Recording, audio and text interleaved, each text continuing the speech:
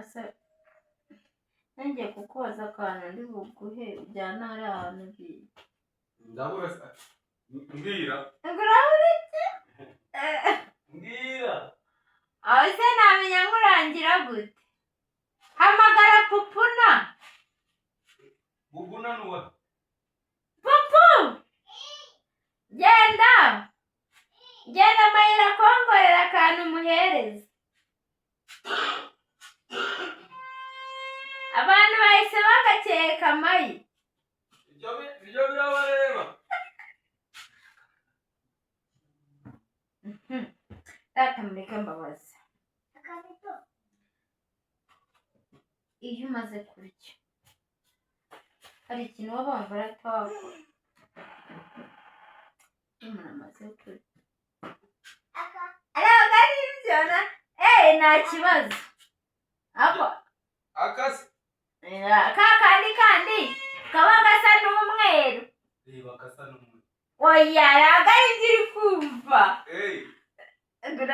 cyangwa n'ibyo ukunda ibyo ugasubiza oya iyi nshaka nkako nshaka nkako twara ko nkako rero nta kibazo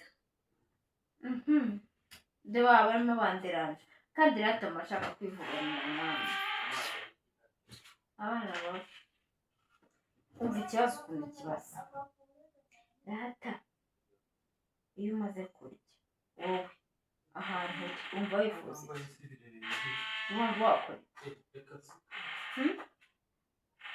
njye wumva ubu numva ndende iyo nararyama mfite imbaraga ariko iyo maze kurya ushaka kwiryama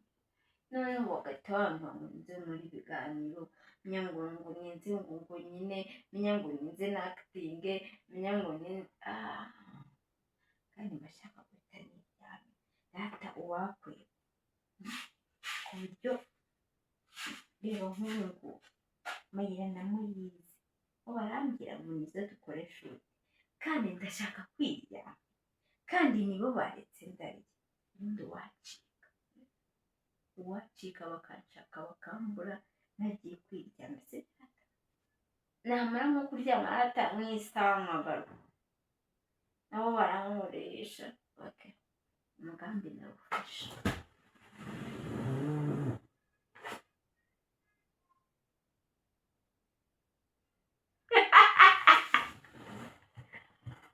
barambonye kapiteni mpamenye ibyo nari ndimo mpanga gukora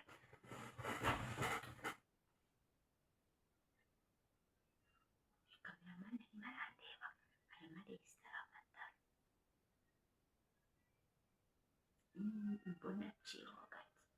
akwebye ukunda kurya ibigori arimo ararya ibigori ndekezeho kamera murebe